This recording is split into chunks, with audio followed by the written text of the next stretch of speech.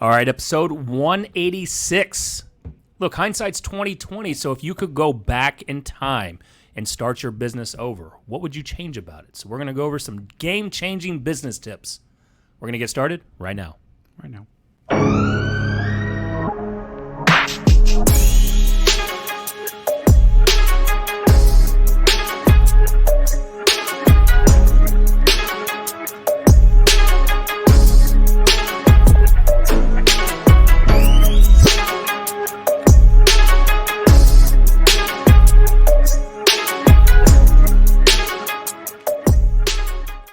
All right, episode 186 today. This is going to be a fun show of if we could go back in time, start everything over, what would we change about our business? What would we want to implement? What would we just do better? So, but before we get started, we got to thank our sponsors. The first one is who brings this video and this podcast to you live. Every week. Jesse with Tor Studios. So just connect with Jesse Showalter. You can go in the only real estate group worth being a part of. On Facebook, you can find him all over Facebook, Instagram, the only real estate, only RE on Instagram. So you can just see what he's doing. I do know that, and I had these stats pulled up, so I'm messing this part up. But let me just break something down for you. This is what Jesse's been responsible for. So for the last 30 days, stats for YouTube, over 19,000 views, almost 150 watch hours, increased subscriber count by 29. On Instagram, he's reached over 7,000 accounts, 31 new followers, over 350 content interactions. That's a 17,000% increase from the previous month. So if you're looking to get your podcast, your video work, just video content off the ground or started or improved or make it more efficient, then get with Tor Studios, connect with Jesse. You don't even have to be local. We have talked about it. We can find ways to do it over StreamYard just like this. So Tor Studios is going to be the place to go. Then you need to connect with our favorite loan officer, Mortgage Mike, mortgagemikeoftexas.com. He's giving you that Mortgage Mike stamp of approval, just giving everybody those home loans. And he's got some cool new products that are coming out. Just reach out to him and find out what they are because I don't remember all the way. And he told me that I shouldn't talk about it, but then I always do. And it's something about some 1% down payment type deals and something else. That's going around. Yeah, it's going around, but he's got it. mortgagemikeoftexas.com. And then Armadillo Home Warranty, Theron Smith, that bus is going to be the Armadillo bus. Is it? No, but it's going to be. I figured. We've been connecting with him on I've been just chatting with him on Instagram, and it's like on Dumb and Dumber. If you've seen that, the dog, it's going to be just like that, but as an armadillo. So Theron Smith, Armadillo Home Warranty, armadillo.1/Tor, Tore. And last but not least, our favorite property management company, homeward.dfw.com. If you're looking to leverage out your rentals, you want to get your time back, or if you're looking to buy rentals or get a rental investment assessment, get with Dana. Dana Wynn, homeward.dfw.com. Boom. Yeah. All right, let's dive in. Yeah, and that was a 10-hour long Hey, that's what happens when the show starts getting successful. Everybody wants a shout out. I feel like this is going to be like the NASCAR beginning, if we're just reading all the sponsorships off of one car. It's just going to be the whole hour-long episode is going to be just sponsors. I actually am now going to require a new Tor T-shirt that just has branding of all the people that we talk about on it at the beginning. Look at this red shirt on camera. I'm always wearing black on here. Look at this with my tan. Looks pretty good. I will say that really quick before we get into if we could go back in time and change things about our business. I'm in this. I'm going to New York on June 12th, and I'm shooting this. Be prepared for copious amounts of marijuana smoke. It's real bad now, bro. I will tell you, since it was already like in pockets. Yes, it is everywhere. Yeah. I just got back, and it is weedy. Brian's favorite city. It is going now. It is going. You don't like to do that, Brian. I don't like to do it at that level. I'm not accustomed to that. No. I don't like when you take things that should be a hobby and make them a profession. They've straight up got people now who will walk down into Central Park while you're standing there with a backpack on and just ask you, and they'll roll it right there. We were standing there with the kids. watching these dudes do the thing where they flip over, like they get all the people and then they do fucking flips over them and stuff. We were watching those dudes do that, and some guy rolled up a backpack and he's like, hey, whatever. And I'm like, hey, first off, know your audience. Like, I'm surrounded by children, right? And saying, like, him and his girl just literally stood behind us and just were rolling them up right there in White Times glove Square. service. I mean, they are solving a need. They've heard the need of their clients, and they're solving that need. So message is matching the market. Golly. Proud of them. Yeah. But I was talking about your red shirt. Is that I'm recording this video that's going to be supposedly going to go on Amazon. So I'll let you know, a documentary, and they talk about not to wear black. Yeah. Well, like, what because are you doing? I always wear black. I'm like, what am I going to wear? Because they say, like, especially the way they shoot it is if you're wearing black, it just looks like now you're a talking head. So I'm like, well, you do blend in with the little screen and the thing back there. yeah. I just don't. I think I'm just still gonna wear black. I know. I just imagine that conversation. They told him not to wear black, and he's just like, unfortunately, that's not possible. I don't have anything else. I don't. Yeah. I have black or a gray suit. One gray suit. One gray wear suit. that. Heather's like, do you want another one? I'm like, no. Why would you? When Why do I need another suit? You and I wear suits as much as each other. Like, I don't Yes. think either of us wear suits. What's the point? Yeah. Like, What brand is your suit? from Suit Supply. Nice. That's same. That's yours too. Same. Yeah. What about that new one called From Scene, where that's that you're starting to have Sheen? Scene. $29. Don't order shit from Sheen. Bro. Sheen, but it's this like new stretchy material. They're starting to promote a lot of this. On Facebook. I Yes, guess. it's Go from the Instagram. gym to the office. Yes, yes. Exactly. Yeah. You're like doing deadlifts in Yeah. your suit. I think that's part of the video. I clicked on one damn thing on Facebook a year ago, and now I'm getting retargeted with every type of polo, They will get you. jean, bird dogs is all up in my thing. Bird dogs. It's Yeah. the same one that you and I bought those shirts from. Yes. So I've Fresh been, tees or whatever they're Yes, called. fresh fit tees. That's Yes. what this is, bro. Yeah. There you go. One of the I've been looking for like what are we even talking about today? I've been looking for like wide-toed shoes because I've noticed like all my shoes are so uncomfortable because they're regular. So I'm looking for like wide box, which they look all ridiculous, but they're so much more comfortable. I googled this one time, and now I've got like 3 companies in my Facebook ad thing like trying to sell me these old man Ronald McDonald shoes duck over feet here. looking shoes. Can you even run in those? No, I don't know what the hell you're supposed to do. They let your toes spread out. I don't know. So if we could go back in time, we'll definitely get on track with this. If we could go back in time and kind of change our businesses or what we could implement in our business, I asked this in our group, the only real estate group worth being a We had part some of. good responses. Some Yeah, great really responses, good. right? So I kind of want to read that, read some of these things off. Is Guy Arnold posted he would have made more videos, and then he would have learned about new construction options that are non-MLS a lot quicker. I like that one, like those two specifically. I do think for me, I'm 10 years in and still have done so few new construction deals that like I don't really understand that world completely all the time, right? And just with builders having so many different things, I wish I would have taken the time to understand that, especially like when I got in 2012. You guys remember when they were doing 3%, 4%, 5%. Yes. When you would bring, and it wasn't like you're screwing over your clients. I mean, it was good products. I mean, but if you had clients, you could funnel into that new construction thing. Didn't you have at one point have a system where you were procuring leads for people who were interested in new construction? No, What is somebody doing there? Did we talk about that? we doing talked like about that? it. There was a guy that I met at the bar, and this was when I first started. That his mom was running newspaper ads and the what do they call that? The green sheets. The newspaper, Yes, but what? like the classifieds? Yeah, the The classifieds. Yeah. Let's go classifieds. Yeah, the classifieds. And she would run like several different, it's kind of like Craigslist or how you would run just regular type of direct response marketing. And she would run like 3, 4, 5 of them in the newspaper in the classifieds and then direct the calls. And then she would just set them up to go to she would register them and she wouldn't do anything. Yep. She would just then go and get paid off of the deals that were coming in. Really? She was making like 50 G's a month doing this. So then the builders kind of changed some things up, and then of course the newspaper kind of started getting more expensive, and then the recession hit. And Isn't it funny? The newspaper's gotten more expensive as less people have read it. They're like, I know true, nobody's man. reading this anymore, but Yeah. you should pay more for this access. You like Jesse? What does it cost to get a hard subscription to the New York Times? It's a joke. Really quick, New York Times hard subscription. but their online version's cheap, right? I think so. Subscription hard copy. It's Okay, well that's an ad, like a special Yeah, one. that's one of those But, things where it's like, drive that's this for the Jaguar. first year Yeah. though. Do the real. So it's there you go. $1 a week for Home the first delivery. year. Yeah, so $1 a week for the first year, and then after that, it's 50% off for the first year plus 2 subscriptions. Dude, just freaking type in. So it's $2 a week.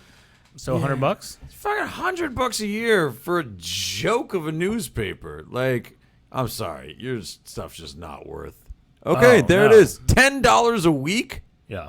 So $520 Monday to a Sunday, year. $10 So bucks for a week. $500 a year to subscribe to the newspaper. For $0 a year, I can open my phone Yeah, it's Yeah. a joke. and Yeah. search for these same stories. Yeah. So that was a great one from Guy. Then Colby Mills said, if I had to restart from scratch, knowing nothing, I would join a team that I could leverage to grow. I'm not sure of a faster path to success than that. Sure beats doing it on your own like I did for so long. And now him and his brother partnered up. Corey and Colby. Yeah, 100%. Partnered up. Harvey said, I love this question. Harvey Holmes said, I would continue my W-2 job while getting all the foundational pieces of my business in place, like LLC, branding, logo, etc. I would make sure I'd had a healthy marketing budget or fund in place before jumping in full time, and I would build out all the follow-up automations while still employed before turning on leads and prospecting, so that when I press go, all my time is spent prospecting, following up, and servicing clients. That's an interesting one. That's a good one, Yeah. I think. Well, in some respects, I Yeah. think it's a good one. No, it goes to show the different types of personality styles, right? Where I don't know if I would focus on building out automations in the beginning. That's definitely not what I didn't would really do. exist when we started in the first place. No, they had a few. I mean, they were definitely crappy. Yeah. Like, we didn't really have, like, CRMs. That, like, I think, like, Top Producer was the best CRM. Yes. God, Did you have to? I had, yes. Yeah, it is. I think we all had top producer. That was the first one. It was just what a complicated system for like absolute nothing. Like Before that, there's this one called Goldmine. Goldmine? Goldmine. Yeah. Oh, okay. Like Goldmine Act, ACT. Yeah. And it was clunky, hard to use.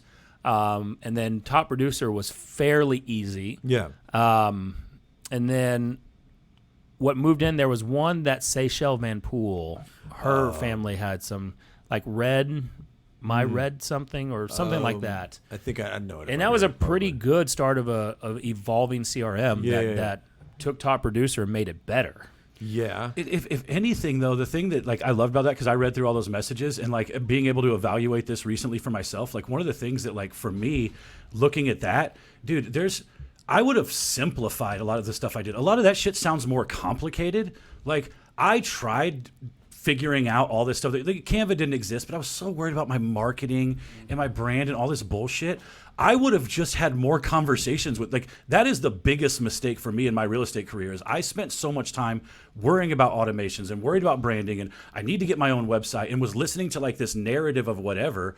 But like I realized like none of this matters if you don't call people and sell fucking houses. Like none of it matters. Nobody cares about what brokerage you're at. They're not going to be attracted to come join you. They're not going to watch your videos if you don't have like actual knowledge and experience to bring them. And I spent the first 4 years of my career, I went back and looked the other day, the first 4 years of my career, I did 7, 11, then like 13 and then 14. The first 4 years of my career, I think I barely did like 35 deals. Right, which is on average, and it was a miracle that I'm in real estate. I didn't talk to anybody either. I overpaid for all my leads. I wasn't profitable. Like if I could go back, I would have done things a lot cheaper and just realized, bro, a lot of this shit is free if you look around for it, especially now. And I would have called a lot more people I didn't know and just built it up that way because I shied away from that for easily 4 years. I do wonder because looking back, if I could go back the same period of time. So I got in at 05, licensed in 2006, went full time in 07. So we'll just start from the 07 part. And in 07, I probably would have figured out I would have learned direct response marketing a lot better and a lot faster. That was something that it was kind of out there. Yep. And I mean, everything that I bought was really a direct response ad. It was we were starting to see that long form copy hit the internet at a much higher level. Yeah. Because the stuff that I bought or tried to look into, I was like, man, this sounds great. But if you don't have business, like there was this one thing that I actually bought. and then I returned it because I had to fight them for it, was, if you remember, I don't know if you guys would remember this, is that you, for your open houses or for your listings, you could put this radio transmitter in front of the house, and then you would put a sign in the yard that said tune in to 88.3, Yeah, I know exactly what you're talking and about. it would be your recording talking about the house. Is this like what they do in Deerfield every year Yes. for Christmas when you Yeah, drive pretty by? much And then you're just like that. Yes. And I bought some of these things, and I'm like, it sounded great.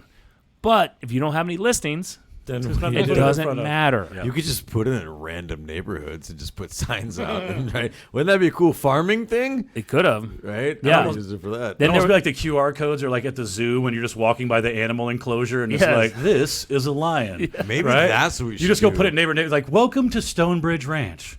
If I could start over, I'd go to places like the zoo and replace the QR codes with my own. That's a good one. But you're going back in time. There's no QR codes There's no that QR good. codes yet. I do whatever the I equivalent mean, look, was QR back then. codes, the only reason QR but- codes are big now is because of Because COVID. of COVID. 100%. Like, Weren't QR codes around 10 years ago? And we They just were. shit on them? Nobody was using them. Yeah, exactly. Yeah. I guarantee we could probably, if we started this podcast 10 years ago, I guarantee we would have been shitting all over I would the QR codes. like to do maybe a fan poll if you want to comment. Like, how many of you actually knew how to use a QR code pre-COVID? Meaning, like, I was even so checked out on QR codes, I thought I had to download a QR scanning app. I didn't You realize I could did, just put actually.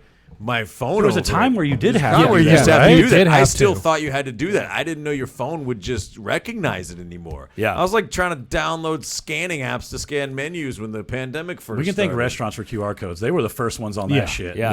They had to Quick. be. And I now get pissed when I have to go to to a Yep. restaurant and they make you still do it. Why do we do that? Why do we stick with things that aren't really convenient after the problem has moved on? QR codes from a restaurant standpoint. Now, by the way, guys, give us back our menus. Especially- Can I just have my damn menu back? Especially when you go in an area that doesn't have good cell reception, and then you're just waiting for it to load, and you're waiting for it to Yep. load, and you're like, all right, I'm out. That's when I order sour cream enchiladas and vodka tonic. It was like a 9-page menu, like Cheesecake Factory. Yes. Like, would you Yeah. just hand it to me? This is like Yeah. such a Scrolling beat for a to week. actually scroll. yeah, you haven't changed anything. You have them the menus in the back. Changed in 30 years. So I would have learned direct response marketing a lot sooner, a lot better, and I would have gone into direct mail because there was, and this was back, and I can never find this study anymore. And I think it was in one of the Realtor Association magazines that talked about they did this some college or somebody did this fake survey of mailing a neighborhood for, I think it was 8 weeks straight. So once a week for 8 weeks. Then they door knocked it. It was with a fictitious real estate agent name. Yeah. Then they door knocked the neighbor and said, if you were to sell and list your home, who would you go with? Yeah. And there was an overwhelming majority that would have gone with that fictitious agent versus other people that had lived in the neighborhood or sold things or just sent some random stuff there. I think that's a beautiful deal. It also doesn't it very clearly speaks to the biggest problem most real estate agents have in real estate is the timing of when those people are ready. Because I believe that's true. And if you could find the perfect 8-week sequence right before everybody in the neighborhood was really thinking about listing, that would be money. The reason you have to do it so consistently to stay top of mind is because those people only knew you because you just hammered them for 8 weeks, right? And finding that is where most real estate agents fall apart in this business is they expect the immediate results or like something like that, right? They don't want to stick to it long enough and be consistent. And that is probably the second thing I would do. I've been, and still to this day, have been so inconsistent with particular activities, right? As soon as they kind of dry up, I'm like, all right, where's the next watering move hole on, right? to go to, right? Actually, I can ask, from this, because we've all done this. I know we're all guilty of this. So my other thing that I would go back and change, because it works, is I had ripped off this newsletter from Russell Rhodes, right? Buddy of mine and dominated Flower Mound. Still might. Does pretty well. Yeah.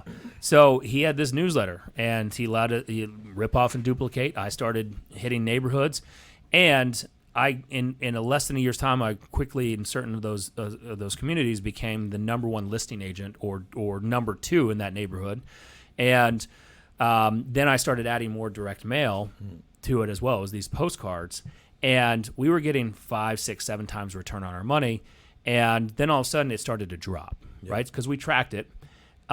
My deal was I quickly got rid of those mailers and those newsletters, I could still say in this day that I was 2.5. I think it was 2.25 times return times on my money. Wow. But I would take that back in a heartbeat today, right? 2.5 If times you could, return on if I could anything. just 2x my investment, and I'm getting listings, why would you pull that? Because you're also getting that return is going to continue to go up because every client is now a past client. Yes. Or what I would have done better with running that is run a better sponsorship program to help highlight my vendors. And then as the times have changed, right, we add more video marketing, et cetera. We would go with what Guy Arnold said is learn the video processes or do more videos. Yep. Because as we could, even when you started in 2011. Kelderman, you were 12. Yeah. So we're all around the same time. When did YouTube really take off? Like really take off, like to where it was something that agents were like really saying they should be doing, like 2015, 16. Yeah, it took me like my first 4 were slow. I didn't even take my first listing until year 5. I was all buyers. Yeah. Right, and it was just dumb luck. I mean, you and I have talked about that before. Like it was all Realtor.com leads. I mean, I was living and dying by those damn things for years. Yeah, but honestly, 2017 was my year. So it was about 4.5 years in before I really got my foothold. Here's the thing is, and this kind of goes to what you wouldn't do. I got distracted by the shiny objects. I've said this before. I joined my first brokerage because they gave away an iPad after you did 2 deals. And like, look, that was awesome. It was great for that brokerage. I also can look back at the model now, and I don't really understand what they were trying to do. Like, agents from a team perspective have got to do more than a couple of deals to really be worth the time for the team. Well, they made their money back off you. But no, because I did 2 deals, got the iPad, and bounced. Oh, I thought that was the one that you joined. No, then I went to a smaller boutique brokerage, and I was just focused on the split. Right, it was a 90-10 split. I loved that part of it. The other part was my broker didn't even have like email on his phone. I was literally writing my own commission disbursements agreements. Like I was doing, like I got the loudest thing in the room was the air conditioner blowing, right? Like there was just no support at all. And so like I came here in 2016. I spent the first 4.5 years of my career doing that. Yeah. And I was an assistant to a team for a little bit. But I think that's like, I mean, you hit the nail on the head on exactly like what I would be doing too is like, and it took us all a long time to figure this out. It's like, actually, you were just talking about 2.5 times return before you like shut it off. The fact that you even know that means that you started running this like a business from day one, and that's something that I would try to do and encourage everyone to do from the beginning. Is like the first few years, I made some money, but it was all like I'd do a couple of things. I'd have a plan of action for like how I was going to add on to the things that were successful, right? So like I was just door knocking expireds, but I didn't have any other plan. Like when that started working, I had no plan for like, now we're going to make the money and then like do the next thing that adds to that, right? And so I had zero idea. And then I didn't even give myself the opportunity to add anything to it for a long time because I didn't set myself up like a business from the beginning. Like I would go and I would door knock and then try to get a deal. And then when I got a deal, that money would just go into my checking account and then that would be my money. And then I would go and door, you know what I mean? So like I would actually like take the time to go, this is a business, and just learn. And there's like a lot of books out there that'll teach you, one, how to run a small business or run a real estate business. Or go back to episode... Ooh, if you can recall this one. Jeez, I have no $1.25. 78. There you go. All right. I don't know if that's right. We'll see. In that area. But that's when we had Diesel on. Yeah. Oh, yeah. Yeah. And Diesel talked about setting, there was ways to set up, one, for tax saving purposes, because if Kelderman could go back in time...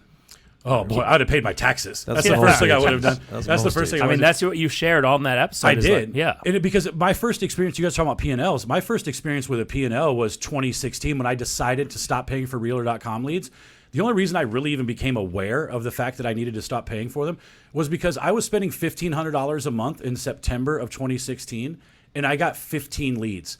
Nice, he got it. 178. Wow, are you out of your mind? He got it. 178. But that was the first time I had ever even like my business costing me money had ever really entered into like actual pain part of my life. I was like, I just spent $100 per lead this month.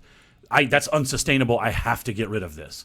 Yeah. Right? Because that's, like I said, it was $1,500 for 15 leads from Realtor.com that month. But yes, and I agree, but there's also... But I was tracking nothing. If you were tracking it right, so like we were paying for lead sources back then, it was like, Fast Cash Offer, Z-Buyer, which I still use today, but I have, Z-Buyer is a great partner of mine.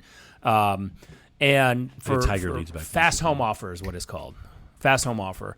And today, like, they started raising their prices. And it got to the point where I believe Fast Home Offer is around $200 or $300 per lead here. Jeez. And that doesn't make sense from a real estate agent perspective. If you're buying those, and they're really designed for more motivated cash offers. Yeah. So that you could come in and buy them from an investment purpose. Yeah. And so what we were doing in order to try to make it make sense was we were coming in with cash offers. We would buy it. We would either wholesale it, or flip it. Yeah. And if none of those strategies worked, or they as we checked off the boxes, like, all right, we X'd them off, that's not going to work because of pricing. Yeah. Then we went into the listing presentation pitch, but we were also competing against other agents and investors because they weren't exclusive lead sources. Yeah. Right. So, we started running those numbers, and the numbers were, like Kelderman's over $100 a pop, and then it got higher, and it's like, man, this is not worth it. But we also started listening to on the direct mail, what did they say on direct mail? At least back then it was like, if you're not 5Xing or 10Xing your money, then RTL used to say 4 times return at least. Yes. And I'll tell you right now that I would take 2X return for listings, because ultimately we're still going to start driving it's going to be we've got the billboard, which is our signs in the yard. We're able to market it social media. We're able to market it to our database. Yeah. We're able to do open houses on it. So theoretically we should get a return, even a higher return off of that initial. Yeah. And possibly that you're not counting, that should be counted is that seller going to buy? Are they buying through you? Yep. Can you get that seller over to your preferred vendors who are hopefully sponsors of your sponsor program? Yep. Everything that you just said right there, 1, is spot on, but 2, that's why I would do things differently from, like, just make it really simple from the beginning, is to even set myself up to have that conversation. Because to make it really simple, most agents don't even give themselves the ability to even think about those things because they don't set themselves up properly from the beginning. One of the things that I would change really quickly in the beginning is, like, every deal I make, I would just have principles around how much of it went to taxes, went to me, and then went into the operating account, right? Yes. So whether or not your broker allows you, or however it goes, like to pay yourself as an LLC or whatever, get rid of all that for a second. The thing that I would do differently is I would at least have a tax account, an operating account that my commissions go into, even if that's a personal checking account or whatever, and then my account. And out of every commission, it would be X amount, probably 25% of taxes, 50% would go into the operating account, and then the other 25% would go to me. And so you would put yourself in a position to force yourself, 1, to live within your means, and then 2, most agents, they just operate in a way that's like, okay, I have some money in the bank today, so let's try this new marketing thing. But they don't really have any sort of requirements around, like, what do they expect from it, or how long are they going to give it, how are they going to track it, and all that type of stuff. And it's all just commingled with their personal funds as well. So they don't really have a good gauge on, like, okay, this is draining my operating account and we're not seeing an influx of revenue. So, like, even at the most basic level, like, put your money in a place where it's like, okay, this is the business money. So you're saying number 1 is go back and just have a good, simple P&L. Exactly. Right? Because then you can track it, which even, I'll tell you, look, to be completely transparent, I mean, I have had a P&L since 2009. I haven't started looking at it until really this year. I've had other people. Last few years, it's pretty easy to not like a P&L. I've had other people just tell me what it is, but, now we're dialing in on certain things like, Facebook leads. Are Facebook leads worth it? And then 1 minute, and there's always times where 1 minute it seems like they're worth it, and the next minute it's not. So you have to look at the bigger picture of it all. But the only way that you're going to do it is by running your P&L books, and then ultimately deciding, all right, is this the right move to cut? And every time that I've done it, I will tell you the biggest regrets I have in my business is cutting lead sources that were actually profitable. Yeah. So we cut lead sources that were actually profitable because I was listening to other people's advices. And looking back, I'm like, man, direct mail would probably still would still be something that's working today. I might have lost a little bit during COVID, but using still newsletters because I mean, I don't know about you.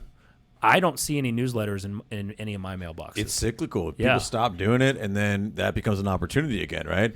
So that's like I couldn't agree more. And to even add to that, right? Like I think that when we talk about these things, sometimes for people that have never really run a P&L before, like a lot of this just seems like when Nick describes tracking and like his return on things, it can seem overwhelming. Like I don't know. Still does in my mind. Yeah, I think, but in your experience, this probably right now that you've gotten a lot more dialed in with your P&L, is like really the thing to take away from this is like when you get in the habit of really tracking your P&L with the money coming in and where it's all going, you don't have to be like a genius to start to get every KPI perfect and all that type of stuff. What you do is you just build this familiarity with your P&L that you just have this intuition around it. You look at it this month as opposed to last month, and you just kind of have this feeling like, I'm spending way more money on that than I was at this time last year. Like, let's investigate that more, right? Like, you don't have to have this genius level competency for every line item. If you just manage your expenses and look at them on a monthly basis over the course of 6 months, you start to build this familiarity of like, all right, this is probably a place where I'm spending way too much money. Yeah. It's a lot of it's your gut instinct, but you only build that gut instinct when you actually do it and look at it regularly, and then everything else starts to fall into place a little bit. No, I agree with you, and you know, going back to the comments in the only real estate group worth being a part of, someone else mentioned I would have bought one house a year. So yes, that's a good one. Yeah, That'd be really nice. yeah, one house a year. This one's interesting, and because I kind of went a little bit this route in the beginning, but not really. Paul Tisello said he would first hire an admin. So, you know, we would all, knowing what we know now, that makes sense. Again, we're going back in time with the knowledge that we have today. Yeah. So, you know, hire an admin. I definitely would do that. Yeah. Second is hire a recruiter, either full-time or part-time. I wouldn't have done that in the beginning. Yeah. But knowing what you know now. It depends on what I was trying to build. First Yes. off, obviously, right? Like, but let's say I was building something where recruiting was necessary. Here's what I'll say, and I know we'll probably have differing opinions on this. I think it depends on what your value offering is for the like what you're offering. Because, for instance, for me to have somebody calling and recruiting people right now would be counterproductive. It wouldn't work, right? The value right now is me. Knowledge, whatever. There's other stuff I need to learn. Whereas for you, the team, like specifically, especially EXP, like you have the broker and just the EXP option, right? Like having somebody calling through those and figuring out who needs to be where before they get to you, that makes a ton of sense. Yeah. Let's look at it this way, though. All right, so you're right, and you're where I think you were going to go because I saw you're like, I don't know. We're all probably right in this, but depends on the goal. Like, are you saying from the very get-go, it sounds like Paul, who's already talking about leverage from the first hire, is talking about, all right, if we go back in time, so go back to 2011, or 2011, 2012, 2005, or 2006 for me when I got licensed, I think, and this is definitely going to be an unpopular opinion, I would go and hire a recruiter, knowing what I know today, to go and how all this has worked out. And I would go and figure out. I would go to a renter broker. I would start an independent shop, and then just go build, and then pull the JPAR method and just get bought out for a good amount of money. Yeah, I think that you're not wrong. I think the one I mean, step you might want to consider there is like, what if the recruiter's really good, but you don't have the infrastructure to keep up with the value proposition, right? There's a couple steps along the way. Let's just say you get a badass recruiter and he's bringing in 20 agents a month, and now you're like, hey, you guys want to come door knock with me? Because that would have been my value proposition. Sure, like, I think ultimately that those are good problems that are going to stress test you versus you get a bad recruiter or an average one or just in anything in your business that's not great. Any admin hire that's wrong stings. All of it, right? So any of that could be like, all right, if you don't have someone who's really strong at this, you're not going to break your systems, right? Because in fact, only then you're building systems around a subpar type of real estate business or just business in general. That's fair. Versus we've all experienced in the businesses you guys have built, now with our recruiting machine that with Sarah, I will tell you that when I partnered with Sarah to be the team leader of the Good Home team, she started recruiting 5, 6, 7 agents a month. Yeah, she's also. I mean, like, she's just such a rare. She is. Breed. Would Yes. you have been Comes to able at the beginning? Would you have been able to find her and compensate her though? I'm sure that I could have found a way to compensate. Absolutely. There's always ways. Isn't right? it amazing how people who are like positive their ability to do things will also take different compensation models, right? Like those ones where it's like I'll take payment at closing because it's gonna close. Yeah, That's right. fair. Like, yeah. So I believe that who does a really good job of this is in our marketplace, like Denton Guam. Denton Guam can really show the vision and outline it and show where it's going. And he might not have the budget to hire that type of talent, but he can show them how it's going to benefit them in the long run for them to take maybe less than what they would be willing to or open to taking at that time, but they see the long-term vision of that. Sure.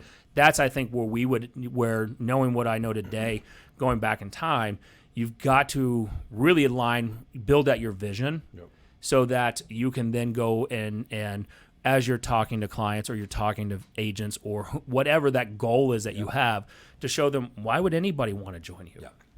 Why would anybody want to partner with you on this journey? I think that's the conversation. And if you get really good at that and believe in what you're doing, then you're going to have people join you. And I want my systems to break. No, you can. I mean, if you can find that person up front and you're happy living in the chaos of broken systems from the beginning, then you're going to find a way to work it out. I'll tell you, it's tough. We're going through it right now. You're going to find a way to make it work. Tough. Yeah. But again, you believe that the end result is worth all of this pain. It is, but couldn't you also say that, like, it's not really, like, because here's what I will say. If you just focused from the beginning on making $30,000 a month and living massively below your means, couldn't you effectively do the exact same thing you would do with your residual income with a team without the fear, right? You know what I mean? Like just go out and invest wisely. Just go out and partner with other people like you guys have done on the apartment syndication stuff. Instead of relying, because here's the other thing I've heard from you, I've heard it from Adam, and I've experienced in my own life. Relying on other people for your finances is the biggest way to be fucking let down in your entire existence. And if I could go back and rely on myself to make my own money and invest that money more wisely and never have to count on what we call non-serious people in order to make sure I get paid every month, that would be the biggest thing, because we all get sucked into this, let's go build a team and let's go find all these other ways to do this thing, and that's great. But how about just you sell so many damn houses that you create your own retirement fund that you have control over? That would be a way better way to approach it than hiring admins and recruiting people and all that bullshit. Well, it depends on what your goal is. Yeah, we've got to go down the path of our goals, right? So because in that, if I were to analyze that thought, we're still relying on our clients to show up. 1,000%. Right? But you're going to be relying upon them probably one way or the other. Yes. Right? And you have a lot more direct control over what you can provide for them. But when it's all built on you, and this is has been my biggest takeaway. And the book Building an Empire by Brian Carruthers talks about this. If it's all built on you, and there's a couple of things that happen. Number one, what happens if you get sick? Sure. What happens if you die? If that happens early in the process, though, here's the thing. You're going to give up that same amount of time building the team to get the money coming in, or building up yourself. Like, if that happens in the first 5 or 6 years of you building, that's just shitty luck, right? Like, if you just get really sick and die in your 40s, you're just one of those unfortunate statistics that I hope you had life insurance for your family's sake. That would happen anyways, right? But if you're building in the first 5 or 6 years for it to support a sales team ecosystem, that if you were to get sick, could you, and my coach asked me this, so Matthew Sutter asked me this, he's like, if you could focus on one thing in your business only, what would it be? And you could only focus on it for 2 hours a day. You can't work any more than that. What would it be? And I was like, that's a good question. I don't even know. I'm starting to throw some, like, all right, better systems to market to my people. Brandon's like, you can only work 2 hours a day. So you start getting clients, what are you going to do? He's like, you would recruit. Yeah. All you do is recruit. He's like, you could recruit people, and you can still recruit. You could net recruit even to the worst systems, to the worst company, to the worst anything. And guess what? You're still, at the end of the day, you will still have a positive outcome just depending on how much it costs. Don't you have to constantly? If you're recruiting to a shitty scenario, aren't you just constantly refilling holes? So absolutely. It's in your scenario. I never stop working either. Well, eventually, yes and no. Eventually, if you have enough people in, right? Is there a point where you could go and fill and fix those, where you can only work 2 hours a day, 1 hour is now fixing? Don't we know guys in our life who thought they could rely on that, and now they have to go back and still fill holes? I think that's every business. Let's look at Keller Williams, how Keller Williams was built, right? Keller Williams was built off of recruiting, right? And they were known for only having the worst agents. Like when I joined, in our marketplace, people did not want to do business with Keller Williams agents because they were inexperienced, they were crappy, they were, even in 06? Like that was still it was bad. Yeah, I guess Keller Williams hadn't been around like nationally forever in 06. I mean, was still it was just and what was Keller Williams known for? They're going to recruit. Yeah. They're going to recruit. It's the pyramid scheme, multi-level marketing, and then all of a sudden, what happened? The growth started happening, and then all of a sudden they focused. While recruiting was there, they started putting in production, trainings. They started putting in the bold training and everything else, and now production shot up. It's the same thing. Then take the other model, EXP. EXP, when that started growing or started building, everyone was like, it was the worst of the worst agents going over there. And even until the last couple of years, it was like, all right, I was an EXP agent. They're not great. They're not trained very well. That is true. That was the knock for a long time. Yeah, well, yes. Mm-hmm. And you start to see, look at their production numbers starting to skyrocket. And so ultimately everything, if you look at it, can be fixed. But if you're building it upon leverage, now are you building a legit business? And I see the point you're making. Yeah. I see the point you're making where, look, you can go be a massive one-off agent. You got to go invest that money properly in order for it to work. Because to your point, I've said this before, the old person in you wanting you to do the right thing type of deal. Like you will have to slow down at some point.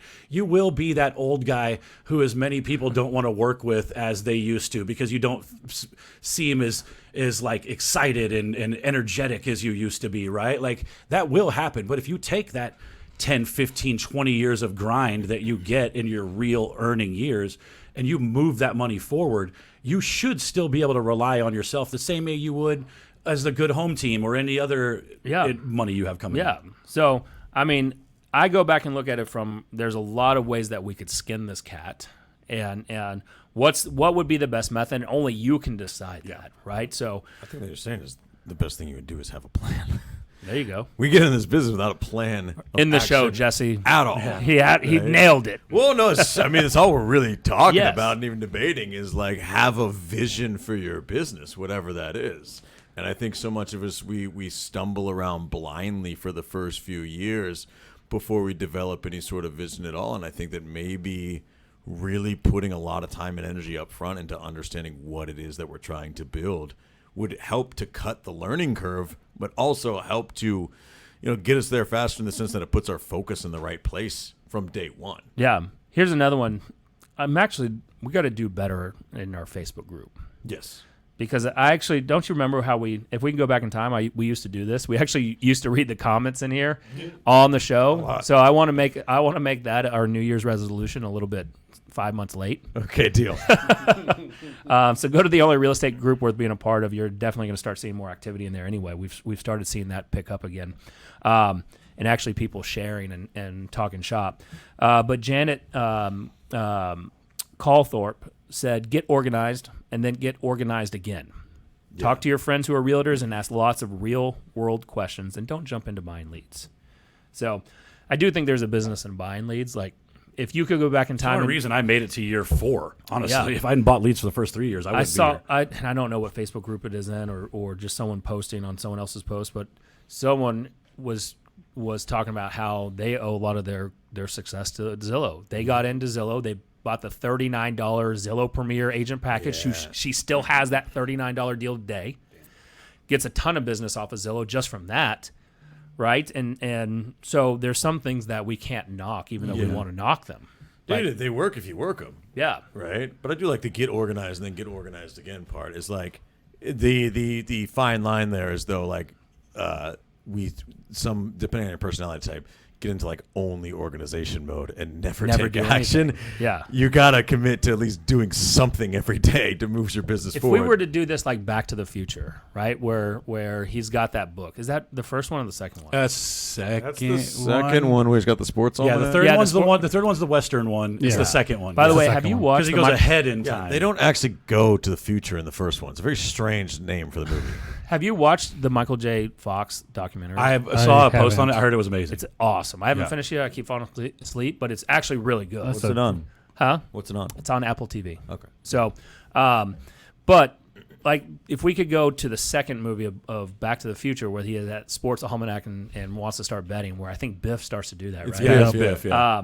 If we could do that, I would go, knowing what I know today, I would go invest all Zillow stuff. I would then go into the mortgage business right away and then open up a title company and try to control all three of those from that start, knowing what Zillow would be. okay. And then just expand it outward and take up all the Texas territory of running mortgage, title, and real estate buyer leads. Just buy up every zip code for Zillow Yeah. from the beginning. That's not a bad idea. I mean, I went down this weird like rabbit hole about time travel the other day, and something was brought up. was I that hadn't thought. was that in Central Park? When that What? guy- Yeah, no doubt. Yeah, exactly. He was blowing weed smoke in my face, and I just started thinking about this.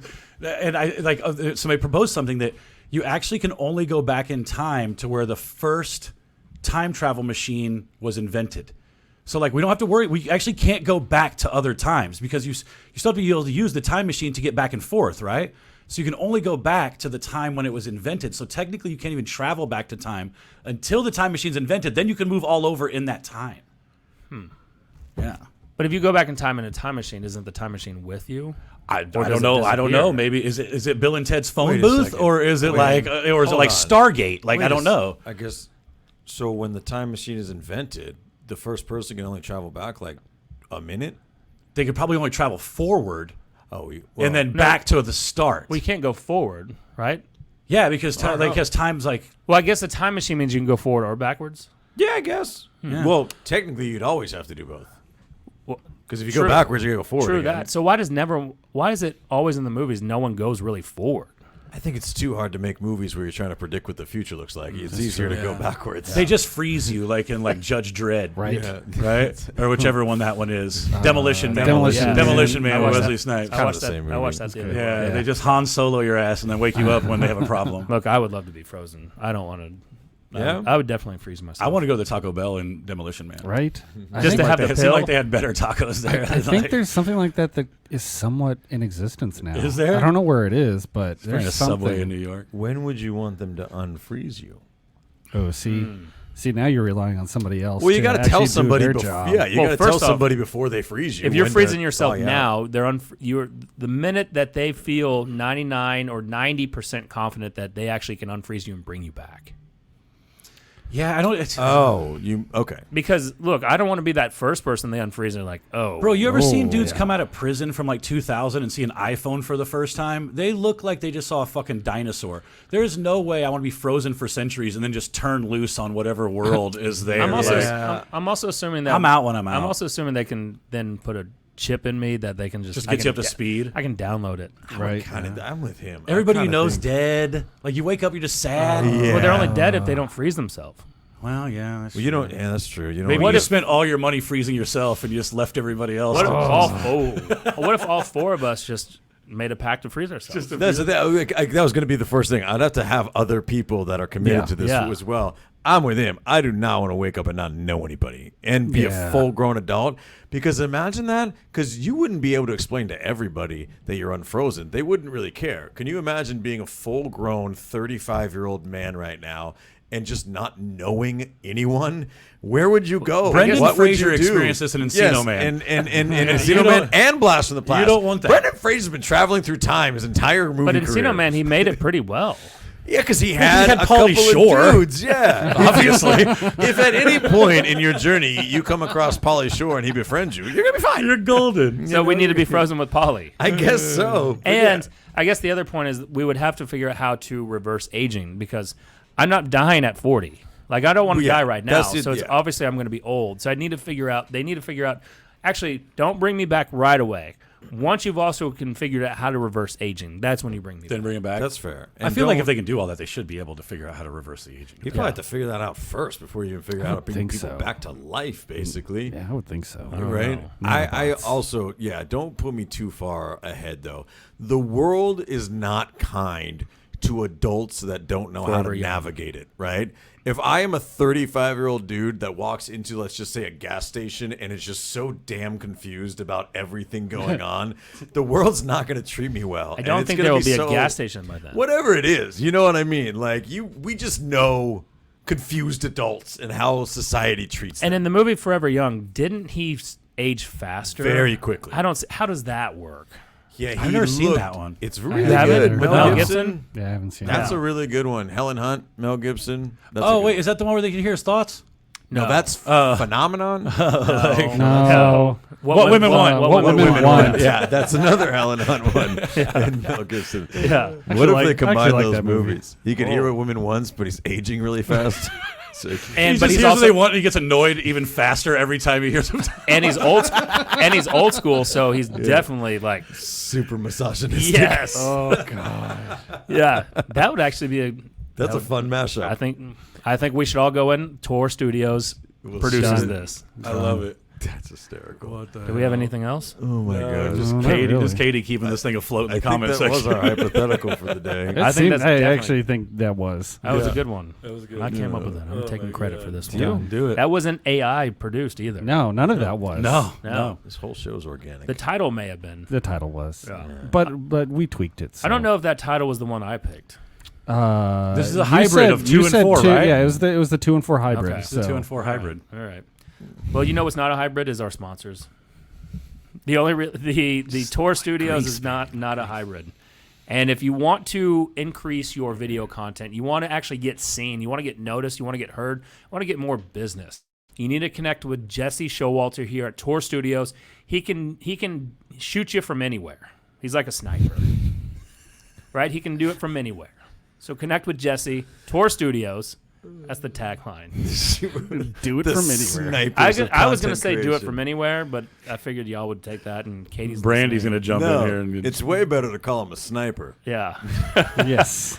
and insinuate that he might kill you. I mean, Isn't it interesting? 10 years ago, I wouldn't have worried about making a joke about calling someone a sniper, and now I'm like, oh, Yeah. God. Yeah. We just said this on live. yeah. Or we can't say he'll do you from anywhere. Yeah. Yeah. So Figure it out. look, but he's really good at what he's doing. So Jesse Showalter, Tor Studios, connect with him and get that video content started, get that podcast started.